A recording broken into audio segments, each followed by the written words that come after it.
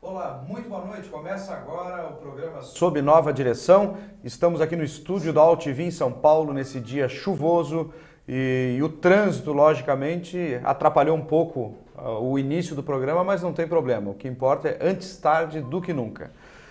Então, e hoje, para quem estiver nos assistindo, e eu vou repetir daqui a pouco de novo, nós vamos doar 2 livros de quem iremos entrevistar. Então é o Paulo Roberto Peralta, que está aqui conosco já no estúdio, e o livro é esse aqui, Glamour e Tragédia na Origem de Interlagos. Essas informações do livro, tanto quanto o autor, estão lá na página do programa Sob Nova Direção no Facebook. Então você entra lá, facebook.com/Sob Nova Direção. Entre lá e as 2 primeiras pessoas que enviarem o nome do livro e o autor completo, hein, gente? Serão os que vão ganhar o livro. Então, estou aguardando vocês. E também quem quiser pode interagir aqui pelo chat. Vamos ver se tem alguém já conosco. Já temos o Antônio, o Wagner, todo mundo aí com a gente no chat. Se der algum problema, por favor, nos falem. E, como eu falei, vamos entrevistar hoje um dos maiores conhecedores da história do automobilismo brasileiro. É Paulo Roberto Peralta, autor do livro Glamour e Tragédia na Origem de Interlagos. Muito obrigado pela sua presença. Eu é que agradeço o convite e me sinto até honrado em estar aqui hoje. Excelente. Bom, pessoal, então nós vamos bater esse papo aqui sobre Interlagos. E já que para a gente entender o nosso presente é importante conhecer o passado. Essa máxima vale principalmente quando o assunto é automobilismo, não é? Com certeza, porque é triste falar isso, mas nós brasileiros não temos muito essa tradição de preservar a memória. Então, cada livro, cada programa, cada site, cada coisa feita, né, em prol disso é sempre bem-vinda. Excelente. Você falou agora, eu posso chamar de Paulo ou de Peralta? Tanto faz. Então Com tá bom. um sobrenome desse, é difícil me chamar de Paulo. Excelente. Você falou em site. Você também tem um site, além de escritor, você tem um site que você escreve, é isso? Exato. Na verdade, esse livro é um subproduto do site. A atividade principal era o site, o www.bandeiraquadriculada.com.br. E o site tem seu blog também, o blog do Quadriculada. E o assunto é mais ou menos o mesmo, só que um pouco mais recente. Ele focaliza os pilotos no final dos anos 50 e princípio dos anos 60. E tem um porquê isso, porque justamente nesse período que a indústria automobilística nacional começou. E o começo da indústria automobilística no Brasil marcou uma mudança no conceito de corrida da época. Então, é objeto do site. Excelente. Eu vou colocar aqui para o pessoal, você pode repetir o site que já tem um internauta nosso solicitando aqui, e ele se chama Júlio César, eu acho que é do Pará. Olha só, o Pará, o norte do país, onde está quente, não tem essa chuva. Eu vou colocar aqui www. Ok. Bandeira Quadriculada. Bandeira Quadriculada. Quadriculada.com.br. O sobrenome é comum para todos. Então, olha só, gente, quem quiser acessar o site do Paulo Peralta é só ir lá no bandeiraquadriculada.com.br. E para quem começa agora a nos assistir, vai lá na página do programa que tem um post lá no Facebook, que tem um post sobre como ganhar o livro ao qual estamos hoje aqui falando, que é esse aqui, Glamour e Tragédia na Origem de Interlagos. Aproveitando que você está lançando o livro agora, conte para o nosso internauta justamente é uma história de uma corrida que foi polêmica. E por que essa corrida foi tão importante? Bom, no Brasil, desde 1933, acontecia uma prova internacional no Rio de Janeiro. E São Paulo, já na época, era considerada a capital do automóvel. E se queria fazer uma prova internacional em São Paulo. Algumas tentativas anteriores, mas a que deu certo foi essa. Inclusive a gente tem algumas fotos aqui para você poder comentar, olha aí. Aquele é o circuito que é na Avenida Brasil. Quem está em São Paulo conhece bem a Avenida Brasil. Ele seguia a Avenida Brasil, entrava na Rua Canadá, fazia 180 graus, entrava na Rua Chile, se não me engano, que atualmente é a 9 de Julho. Entrava na Rua Estados Unidos, descia a Canadá e entrava de volta na Avenida Brasil, só que em sentido contrário.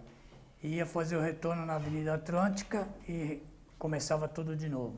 Bom, essa prova é importante porque foi a primeira prova internacional realizada em São Paulo e o glamour foi a participação da Helenice, uma mulher, imagina, em 1936, uma mulher pilotando um carro de corrida. Inafortunadamente, ela foi pivô de um acidente trágico, assim, nos últimos 150 metros da corrida. Vitimou fatalmente 5 assistentes e gravemente 35. Fora aqueles leves que depois de medicados são dispensados. Esses não tem nem estimativa. E a tragédia, glamour e a tragédia. Então tá aí. Ela é essa moça aqui do... Essa é a Helenice, não aqui em São Paulo, é uma prova anterior, é uma foto anterior à prova de São Paulo. Mas deve ser da mesma época. E a maior importância da prova, em que pese o acidente, foi que ela causou a construção de Interlagos. Se nós temos Interlagos, foi em consequência desse acidente. Então eu já faço o link das duas coisas. A primeira corrida internacional, que motivou a construção de Interlagos, aí a Helenice se preparando para entrar no carro e participar da prova. Então, eu faço o link entre a tragédia, o final trágico da prova, a motivação para construir Interlagos e já conto a construção e inauguração de Interlagos. Aí a Helenice chegando no Rio de Janeiro, que antes de São Paulo ela participou do Circuito da Gávea. Essa é a direção do Automóvel Clube recepcionando ela ainda no navio. Você pode ver as escotilhas lá atrás. Uhum. Então eu conto também a inauguração de Interlagos com a segunda prova internacional em terras paulistas. Uhum. Então o livro abrange as duas primeiras corridas internacionais em São Paulo. Excelente. E quando você ouviu pela primeira vez essa história dessa corrida? Olha, várias vezes que eu estava pesquisando para alguma coisa que eu ia escrever no site, Bandeira Quadriculada, eu acabava esbarrando em alguma coisa dessa corrida. E eu sentia falta de mais matéria, mais material. Aí, acho que em 2011, se não me engano, o Toninho de Souza comprou os direitos da prova e ele ia fazer uma reedição da prova. Não me lembro se era o Toninho de Souza, desculpe se eu errei. Mas ia ser feita uma reedição da prova. Aí eu me lembrei de tudo aquilo e, aproveitando minhas idas ao Arquivo do Estado, eu comecei a pesquisar a prova. E escrevi um artigo para pôr no site. Mas o Américo Teixeira, um jornalista amigo, era assessor de assessor de imprensa da prova. E eu mostrei para ele, ele gostou e pediu para publicar na revista da CBA, Na época a CBA mantinha a revista Motorsport. E foi publicado. E eu gostei do resultado. E a partir daí eu comecei a aprofundar as pesquisas e fiz esse link com a construção e inauguração de Interlagos. Essa é a história básica do livro. Excelente, muito bem. Novamente eu quero falar aqui para quem está chegando agora no chat, quem está assistindo agora ao programa, que nós vamos presentear 2 internautas com o livro Glamour e Tragédia na Origem de Interlagos. Entra lá na página do programa no Facebook, que é facebook.com/Sob Nova Direção, e mande inbox para mim. Os 2 primeiros que mandarem inbox o nome completo do livro e o nome do autor completo também serão os ganhadores. E eu vou só falar quem ganhou no final do programa. Então tem que ficar até o final do programa assistindo, por favor. Eu sei que tem gente ansiosa já por esse livro. Eu estou dando risada aqui porque eu fico lendo as coisas que o pessoal escreve no chat aqui, que eu não posso nem falar ao vivo, né? Deixa ele só conversar aqui. Bom, aguardo as mensagens inbox. Eu vou lhe dizer que eu já tenho uma pessoa aqui que já mandou a mensagem inbox. Então já tenho um ganhador do livro, viu? Agora estou esperando o outro para a gente falar no final do programa. Muito bem. Além desse fato, desse acidente com a Helenice? Helenice? Ah, é a Helenice mesmo. Você pode perceber que Helenice era, na verdade, o apelido dela. Uhum. Mas depois da prova, começou a surgir as Helenice brasileiras. A origem do nome Helenice é no apelido dela, só que o apelido é Helenice em francês, são 2 nomes. E o Helenice aqui nosso é uma palavra só. Excelente. E quais outros pilotos participaram da corrida, Paulo? Bom, vieram 2 pilotos da equipe Ferrari, que na época ainda era o braço direito era o braço esportivo da Alfa Romeo. Então eles corriam com o carro Alfa Romeo, que era o Pintacuda e o Marinoni. Vieram 3 pilotos argentinos, inclusive o Coppola, que havia ganho um mês e meio antes o circuito da Gávea. Veio a Helenice francesa. E os outros eram todos brasileiros. Com destaque para o Manuel de Tefé, o Barão Manuel de Tefé, que era o mais destacado da época. Chico Landi era quase um principiante, era começo de carreira, ainda não era muito conhecido. Mas já era um piloto com algum renome. E tinha um brasileiro, o Benedito, não, deixa eu olhar a cola aqui. Não vou. Por favor, colhe à vontade, não tem problema nenhum. Bom, tinha vários pilotos brasileiros, 12 ao todo. O Benedito Lopes, que eu ia me referindo, era um piloto de Campinas, mas ele acabou não sendo aprovado no exame, porque ele apresentou a máquina dele fora do prazo.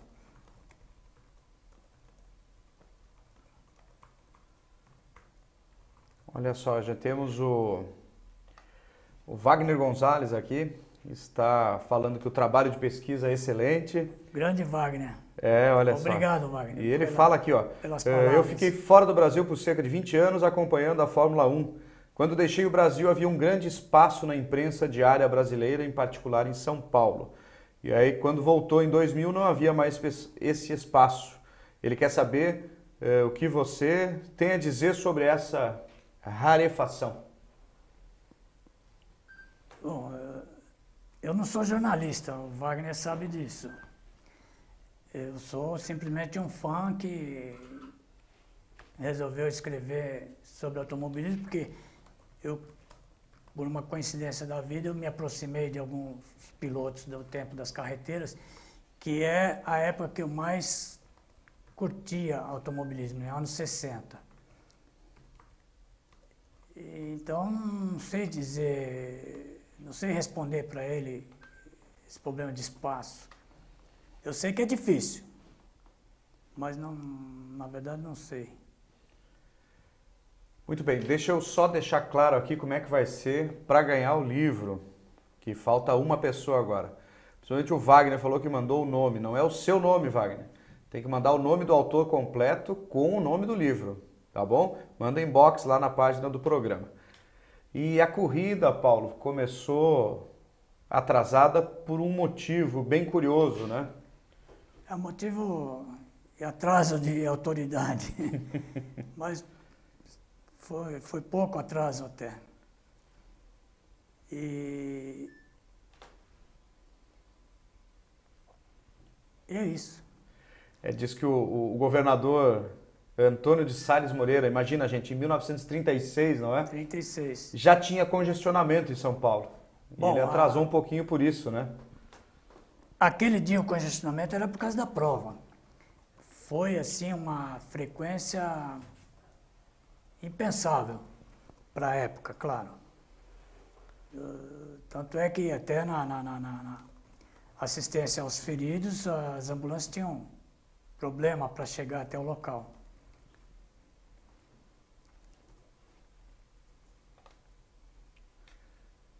E você tem noção de quantos carros circulavam pela cidade de São Paulo naquela época? Porque em 1936 tinha o quê? 30 anos, 40 de automóveis, certo? Eu acho que esse dado tem no livro, mas assim de memória eu não me recordo. Oi? Ah, tá. 58.520 carros. Eu me lembro que eu levantei esse número, mas eu não tinha ele de memória. Então, só para a gente fazer um paralelo, né? São Paulo hoje tem 7 milhões de veículos em praticamente 80 anos, né? O automóvel evoluiu bastante esse tempo todo, né? E se multiplicou.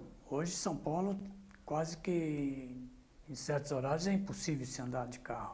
Tá bem. Hoje foi um dia que estava terrível, né? Aqui. Hoje, especialmente, mais com essa chuva. Estava bem ruim.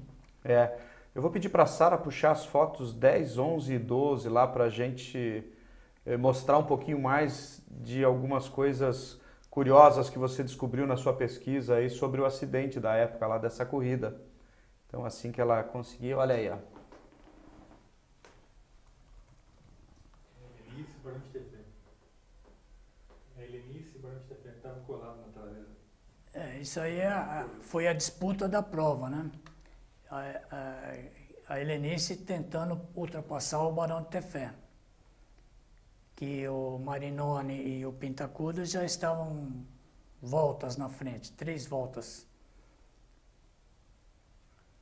Aí, pela foto, me parece que eles estão contornando a Avenida Atlântica para retornar para a Avenida Brasil. Bom, essa é a foto mais impressionante, quando O fotógrafo viveu depois dessa foto? O fotógrafo, sim. Aí ela tinha acabado de atropelar o soldado, né? E com um pouco de atenção você consegue perceber que o corpo dele ainda está na frente do carro. Você não vê mais a grade do radiador do carro, porque o corpo dele está tampando, ó. E ela está desesperada, você vê que ela está com o braço levantado. Na sequência, aí já os corpos que foram ficando pelo caminho, né? A corrida teve que ser interrompida porque vários pilotos ainda não haviam concluído a prova. Isso é reprodução de jornal, por isso a baixa qualidade.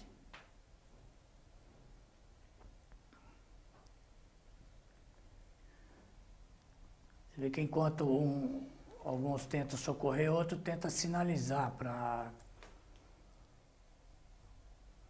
interromper a prova, né? Porque o povo começou a invadir.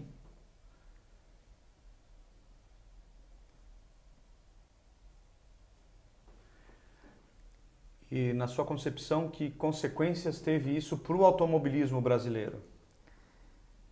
Bom, de imediato, teve um deputado classista que ele propôs um decreto proibindo corrida de rua. Isso foi ruim e, ao mesmo tempo, bom. Bom porque motivou a retomada dos projetos de Interlagos. Interlagos já existia em projeto, em intenção, desde 1926. Ele era parte de um loteamento. E com a Segunda Guerra Mundial, a Revolução de 30, 32, crise, o projeto foi engavetado. Aí com esse acidente, com tanta morte, com mais o decreto proibindo as corridas de rua em São Paulo, se desengavetou esse projeto e se tocou para frente. E hoje nós temos Interlagos. Muito bem. Agora, do projeto inicial, Interlagos foi construído, vamos dizer assim, pela metade. Ele não tinha box, não tinha banheiros, os restaurantes previstos não foram construídos, a arquibancada era precária, mas a pista estava lá. A pista estava lá e foi inaugurada, era para ser inaugurada em 1939 e acabou sendo inaugurado em 1940.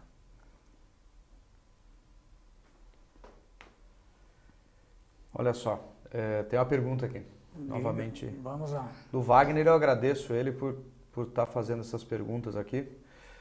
Como você entrevistou o Caetano Damiani recentemente, ele ainda tem a carreteira 34, que é a única que ameaçava o Camilo Cristófaro? Não, o Caetano, quando ele resolveu parar de correr, ele vendeu a carreteira. E a carreteira se perdeu. Muito provavelmente, como a maioria dos carros de corrida, foi desmontada, foi aproveitado peças e não existe mais. Hoje só seria possível uma réplica. E tem uma outra pergunta aqui do internauta que não se identificou, infelizmente, está só a numeração, ele entrou sem fazer login no site, mas ele quer saber se você é um frequentador assíduo desde pequeno do autódromo. Não. Eu frequentei autódromo na década de 60. A primeira vez que eu pisei em Interlagos foi em 7 de setembro de 1963. Eu fui lá e tinha já um escolhido para torcer, Celso Lara Barberis. E na primeira volta da corrida ele sofreu um acidente e faleceu. Então, de 63 até 70, mais ou menos, eu frequentava praticamente toda a prova. Já na década de 70, recém-casado, com filho, carreira, lutando para montar uma carreira, eu me afastei um pouco. Tentei voltar em 80, mas foi poucas vezes. E a partir daí, só muito eventualmente. Mas continuo fã, com certeza. Olha só, Juliana, aqui de Santos, ela quer saber o que você faz, além de ser escritor, qual que é a sua profissão, em relação com o automobilismo. Bom, primeiro, agradeço, mas eu não sou escritor. Eu no máximo, me considero um pesquisador, um pouco mais de boa vontade, talvez um historiador. Mas eu ficaria com pesquisador. Agora, eu fiz a vida toda, mas hoje eu sou aposentado. É claro que esse livro me deu muito prazer fazer e já está nos planos um segundo. Dentro do automobilismo também, mas pouco mais recente. E um episódio mais recente. Já tem alguma noção dessa história para antecipar para os nossos internautas? Não é uma história, como eu falei, eu sou mais um pesquisador, então é fruto de uma pesquisa a respeito sobre a história da 24 Horas de Interlagos, uma prova também criada pelo Barão, o pai do Emerson e do Wilson, o Wilson Fittipaldi, que ele tinha criado anteriormente a 1000 milhas. Aí, anos depois, ele criou, em 60, a 24 Horas de Interlagos. E ela nasceu para ser tão tradicional quanto as 1000 milhas, mas por vários motivos não foi. Olha aí, inclusive está aí, o Paulo Peralta com o Barão. Quando eu fui ao Rio conversar com ele, então aproveitei pegar o prefácio desse livro e aproveitei e conversamos sobre vários assuntos, inclusive 24 Horas de Interlagos. E foi uma perda recente, né? O Barão faleceu esse ano. Foi meses depois que eu estive lá, fiquei muito triste, porque é uma pessoa extremamente atenciosa, simpática e me recebeu maravilhosamente bem lá. Mas, infelizmente, ele veio a falecer. É a vida. É a vida.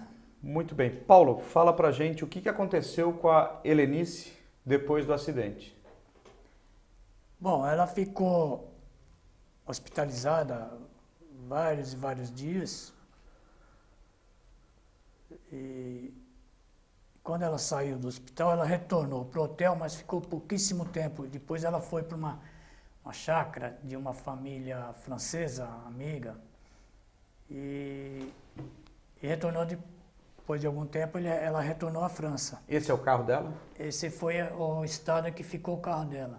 Você pode ver que ali na suspensão dianteira ainda tem um pedaço da farda do soldado que ela atropelou. Então, ela retornou para a França, mas nunca mais conseguiu retomar a carreira dela com a mesma pujança que tinha, com a mesma intensidade que tinha antes. Esse carro, inclusive, ficou no Brasil, foi comprado pelo Benedito Lopes, recuperado. E com ele participou de diversas corridas, inclusive umas corridas em Portugal. E uma curiosidade sobre ela aqui também, que ela ficou 2 meses hospitalizada, nunca mais participou de corridas oficiais, certo? E morreu aos 84 anos, em 1984. Pelo pouco que eu sei da história dela, ela morreu assim, em condições bem precárias, abandonada até pela própria irmã. E eu não sei dizer muita coisa do final de carreira dela. Eu sei que ela tentou participar de provas e numa determinada reunião alguém acusou ela de colaborar com os nazistas e isso na época na França era uma coisa muito grave. Então ela caiu em descrédito e a partir daí ela entrou em depressão e nunca mais voltou. E tem a foto número 13, já passou ou tá lá ainda? Ah, tá, então tá jóia. É uma foto que a gente passou antes, né? Muito bem, então a gente pode dizer que essa tragédia, né, que aconteceu nessa corrida acabou por propiciar o desenvolvimento do automobilismo brasileiro? Porque Interlagos, você aqui anteriormente já entrevistou alguns dos pilotos que eu retrato no Bandeira Quadriculada, o Bird, Clemente, o Jean Balder. Isso, já passaram por aqui. O próprio Crispim. Olha lá, ó, olha a construção. Essa né? é uma foto que eu achei no Arquivo do Estado, que é a terraplenagem.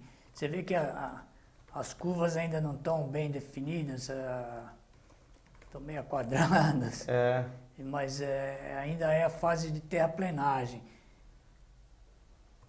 Deve ser 1938. Pouco depois disso, os prêmios do GP Comércio e Indústria foram entregues na pista. nessa pista aí, do jeito que ela está. Uhum. Voltando ao Caetano, só para... Caetano da ele tem alguma coisa ligada ao automobilismo ainda?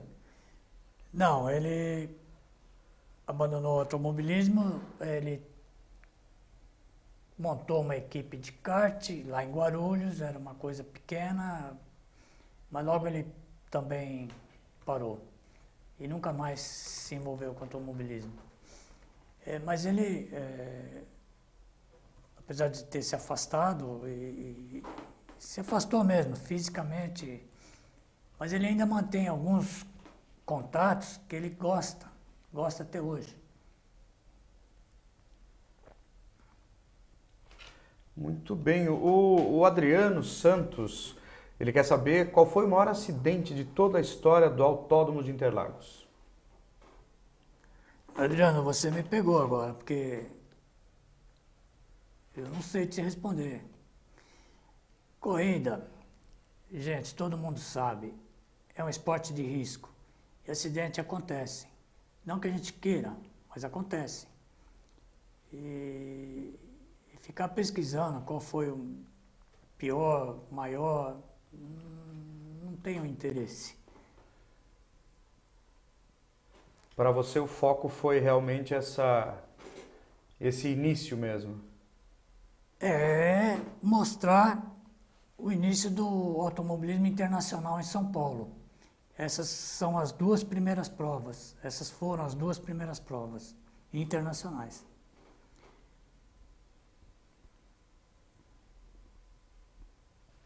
E pesquisar esses fatos de quase 80 anos atrás é um desafio muito grande. O que foi mais difícil para você nesse resgate histórico? Primeiro, achar as informações. Mas para isso nós temos aqui em São Paulo o Arquivo Público do Estado, e lá eles têm vários e vários jornais originais da época. Você vai lá,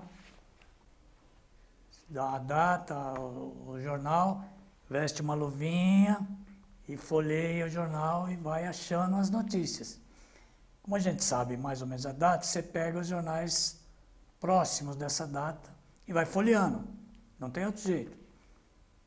E vai descobrindo. Eu diria que, para mim, é a parte mais gostosa, fazer a pesquisa. É fantástico, você vai descobrindo e vai montando aquele quebra-cabeça, né? Porque na internet, antes de fazer o livro, eu encontrava muita informação desencontrada. Encontrava desencontrada, olha só. Eu via muita informação desencontrada. E muito diz sobre o acidente. E muita gente imputava a culpa ao Manuel de Tefé, que teria fechado a Helenice. E no livro eu mostro que não foi o que aconteceu. O Manuel de Tefé, ele manteve a reta sem se desviar. Foi uma fatalidade mesmo. Não é algo proposital, lógico? Não, nunca é proposital. Ninguém tem a intenção de... Mas ele não tentou fechar, como muita gente na internet insinua. E a internet é fácil, né? Porque você coloca o que quiser. Você posta o que for. No site lá, o Bandeira Quadriculada, que é o site que você escreve, tem mais alguns colaboradores ou é só você? Não, é a equipe do eu sozinho. Eu faço a pesquisa, faço a entrevista, a diagramação, publico. Tem um post seu aqui que chama Paixão, Suor e Graxa, que ele fala inclusive da primeira corrida no Brasil e na América do Sul. As corridas automobilísticas oficialmente tiveram início dia 26 de julho de 1908. É o circuito de Itapecerica. O circuito de Itapecerica foi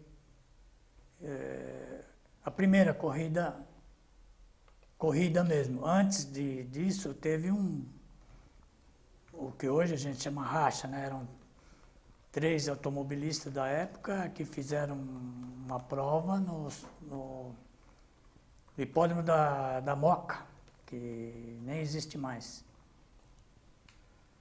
Agora, corrida oficial, promovida pelo Automóvel Clube, foi essa, circuito de Itapecerica. Excelente. E para quem chegou agora há pouco aqui no programa, para quem entrou agora no site da AltV para assistir o programa Sob Nova Direção, hoje nós estamos falando com Paulo Roberto Peralta, que é autor do livro Glamour e Tragédia na Origem de Interlagos. Inclusive, nós temos 2 livros, olha aí, a capa do livro está aí, ó. E nós temos 2 livros aqui que serão presenteados aos nossos internautas e autografados pelo Paulo. Então, eu não vou contar para ninguém, mas quem quiser, manda inbox lá na página do programa, facebook.com/Sob Nova Direção.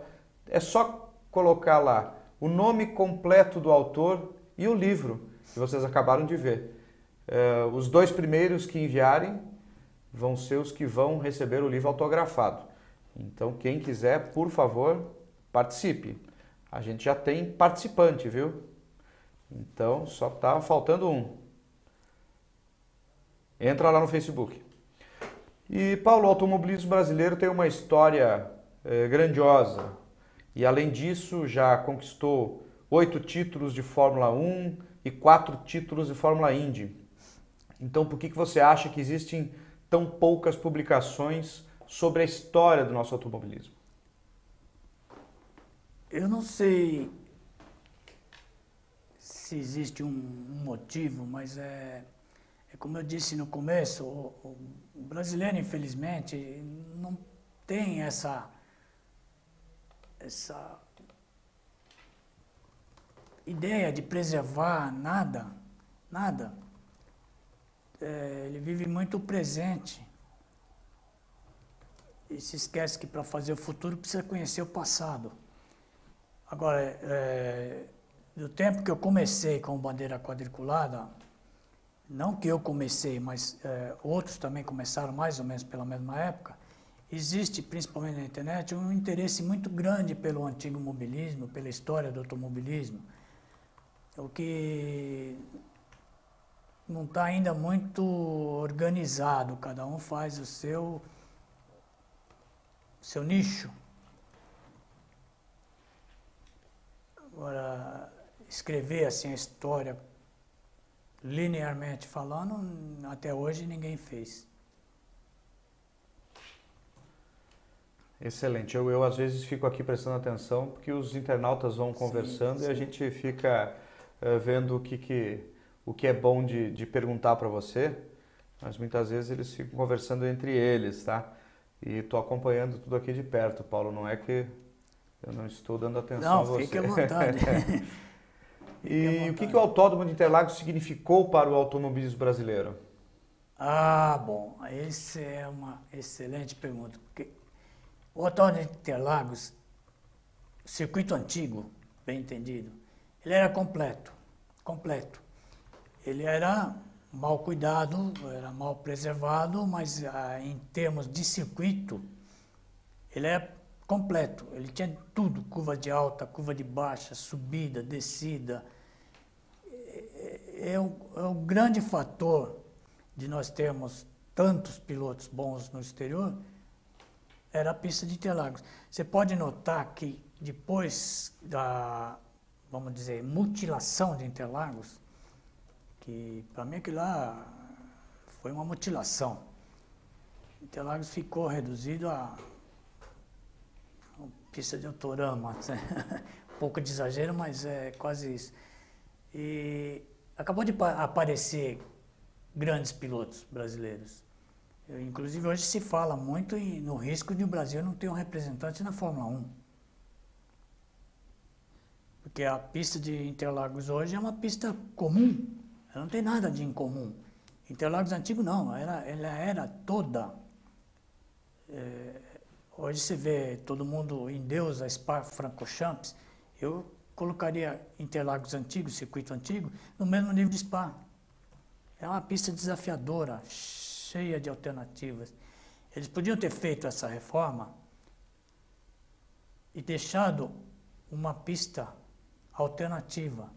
Existem vários autódromos no mundo todo que existem circuitos alternativos. Você tem a pista principal e alternativamente, até mesmo em Indianápolis tem o oval, mas quando corre moto ou outras categorias, quando a Fórmula 1 correu lá mesmo, eles têm um circuito alternativo.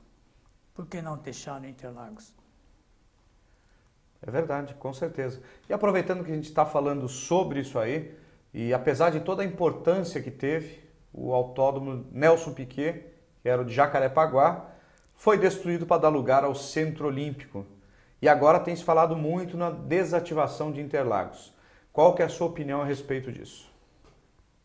Bom, enquanto a Fórmula 1 estiver no Brasil, Interlagos é imexível.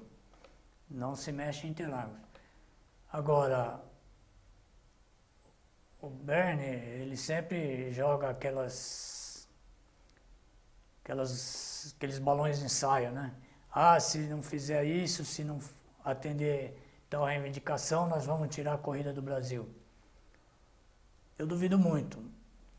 Acho que o Brasil é um bom mercado para a Fórmula 1. Mas, se isso acontecer, aí eu fico preocupado realmente com o futuro de Interlagos. Agora, o que vai na cabeça dos políticos é muito difícil de se saber, né? Porque lá é um terreno gigantesco. Quando ele foi construído, aquilo lá era um deserto. Pode ver pela foto aqui da terraplanagem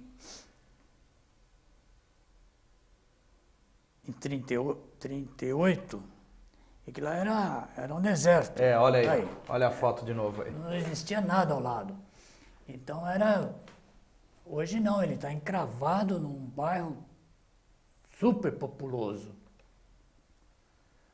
Ele, na realidade, ele já foi tomado em toda a sua volta. Toda a sua volta ele já está tomado por prédios e vilas. Inclusive o antigo retão, hoje, mesmo com toda a boa vontade, a gente começa a perceber que é quase inviável, porque as construções estão do lado mesmo. A curva 3 hoje seria impensável, porque se cair, cai no quintal de alguém. É verdade.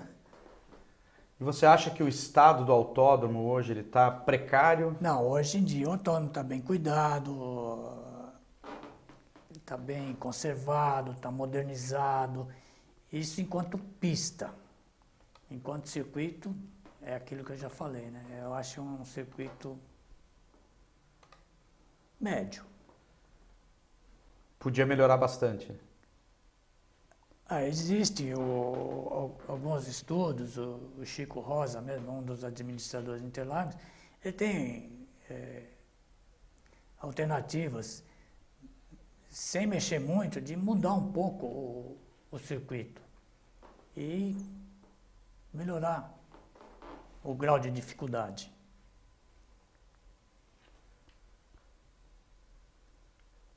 Nós temos seguidas vezes ido até o autódromo e uma das coisas que mais nos chama a atenção, Paulo, é que as arquibancadas estão sempre vazias e antigamente as provas atraíam multidões. Por que será que o público sumiu hoje? Isso é uma pergunta difícil de responder. Devem ser vários motivos. Primeiro, na década de 60, as opções de lazer eram menores. Então, quando acontecia a prova, era um evento, era um acontecimento. O público acorria. Hoje, com tantas opções, o automobilismo teria que se reinventar, achar uma maneira de atrair esse público. Então, a concorrência com outros eventos, com outras atrações, é muito grande. E faltam ídolos também. Na Stock Car, hoje nós temos pilotos já com bastante nome, já se destacando, Mas fora a Stock Car e a Fórmula Truck, que me desculpem os fãs, mas eu não sou admirador da Fórmula Truck, são as duas únicas categorias que levam público ao estádio, ao autódromo. É estudar por que isso acontece e levar essa ideia. Agora, é uma tristeza muito grande ir assistir uma prova do Campeonato Paulista. Só tem familiares, um ou outro amigo, e como você falou, você olha para a arquibancada, dá para contar nos dedos. Agora, isso não sou eu que vai dar a solução, eu não sei. Bom, e os nossos internautas, se quiserem dar alguma dica de uma solução para voltar às pistas, olha só, Paulo Lima falou, reformar ou mesmo construir um autódromo de primeiro mundo é infinitamente mais barato do que um estádio. Por que não incentivar mais o automobilismo no Brasil com a construção de novos autódromos ou recuperação dos que já existem? Bom, você mesmo citou agora há pouco, né, a destruição do autódromo Nelson Piquet, lá em Jacarepaguá. E, via de regra, é o caminho que os autódromos estão tendo, é desativação. É uma discussão que está muito em voga hoje em dia, é se mantém os autódromos como uma propriedade do município ou se privatiza. Os autódromos deveriam ser um investimento privado. Ele tem que se autossustentar. Interlagos mesmo, a vida toda praticamente ele foi deficitário. A coisa de poucos anos que ele passou a ser superavitário. E assim mesmo, porque com a administração da SP Turis, eles começaram a explorar, além do automobilismo, o espaço para show, missa, corrida de bicicleta, várias outras atividades. Isso é uma fonte de renda que ajuda a manter o espaço. Não só o automobilismo, mas o automobilismo continua sendo o principal. Muito bem. Fala de novo do teu site, teve alguns internautas que chegaram agora, você falou no começo do programa, né, sobre o Bandeira Quadriculada, e até ele brincou com a gente aqui que é ele e mais ele, a equipe. É, a equipe do Eu Sozinho. O site é o bandeiraquadriculada.com.br, nele eu procuro resgatar um pouco do que era o automobilismo final dos anos 50 e começo dos anos 60. E faço isso através de, não vou dizer biografia, seria muita pretensão, mas do perfil de vários e vários pilotos da época, famosos e não famosos. Porque não só... Inclusive está ali, ó, tem no nosso GC, tem lá o... Ah, tá lá. Vamos conferir? Tá correto? Tá corretíssimo, né? bandeiraquadriculada.com.br. É um nome difícil de memorizar, Bandeira Quadriculada. Então, eu, através do perfil de vários pilotos, famosos e não famosos, procuro mostrar o que era o automobilismo na época. A pessoa vai ver que tinha mecânicos que sacrificavam a vida pessoal, a família, o próprio orçamento da família para se dedicar ao esporte. Outros faziam eventuais corridas, não seguiam, não era uma carreira. E tinha aqueles que chegaram a ficar famosos, que faziam a prova, a maioria das provas. E esse caldo todo que fez o automobilismo crescer. Para usar um exemplo, né, nós tivemos Pelé, é único, mas para acontecer o surgimento do Pelé, quantos milhares e milhares e milhares de pessoas jogaram futebol? Então, para mostrar que o Brasil foi campeão mundial da Fórmula 1 com o Emerson Fittipaldi, foi preciso que existissem todos esses outros. Nem que fosse apenas para encher um grid de largada. Eram pilotos que entravam simplesmente por amor ao esporte. Muito bem, agora, pessoal aqui eu já tenho os ganhadores, já tenho os ganhadores. Infelizmente o terceiro que entrou ali, ou quem não conseguiu entrar na página do Facebook, perdeu a oportunidade. Mas tem aqui a Júlia perguntando aonde consegue encontrar o livro, em qual livraria, site... O livro está sendo divulgado e não é toda a livraria ainda que tem. Na verdade, são pouquíssimas. Mas a coisa funciona assim. Você vai na livraria e pergunta do livro. Ele não tem, mas pode ter certeza, ele vai anotar. Depois que várias pessoas perguntarem do livro, aí eles vão fazer o pedido na editora. Quem tiver interesse pode entrar no site da editora, expressãoearte.com.br, e lá eles têm a página de venda. Tem um outro site também que já fez o pedido e breve vai estar vendendo também, é o Classic Show. Classic Show vai ter esse livro, talvez esse final de semana, começo de semana que vem já. Excelente. Então, agora é a hora de falarmos quem foram os dois vencedores. Parabéns a eles. Parabéns a eles. E você vai autografar depois para cada um. Com certeza. E inbox mesmo a gente vai depois falar como vocês podem vir pegar o livro aqui. Ou se for o caso, eu vejo que um não é daqui, a gente vai despachar o livro pelo correio. Aí a gente se compromete aqui do programa mesmo. O primeiro que enviou, e há mais de 40 minutos, então foi no comecinho do programa. Foi no comecinho. E ele enviou corretamente o nome, que para ganhar o livro tinha que mandar o nome do livro, inbox, na página do programa Sob Nova Direção, e também o nome do autor completo. Então aqui, ó, Paulo Peralta, Glamour e Tragédia na Origem de Interlagos, há exatos 35 minutos, Wagner Gonzalez.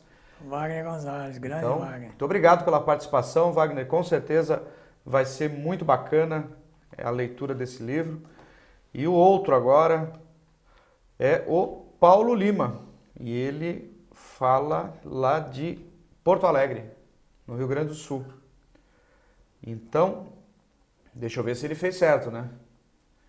Tem que estar completo aqui. E ele falou, quero ganhar o livro, do Paulo Peralta, Glamour e Tragédia na Origem de Interlagos. Parabéns a ele, parabéns. Vai. Então, parabéns aos dois e a gente agradece muito a participação de vocês aqui. Infelizmente teve mais, agora há pouco teve mais 4 aqui.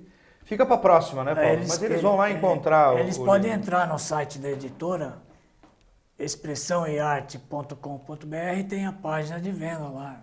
Não é a mesma coisa que ganhar, mas... É isso aí, não tem problema. Ou entre em contato comigo através do site. O site tem um blog do Quadriculada. E a gente vê como fazer isso.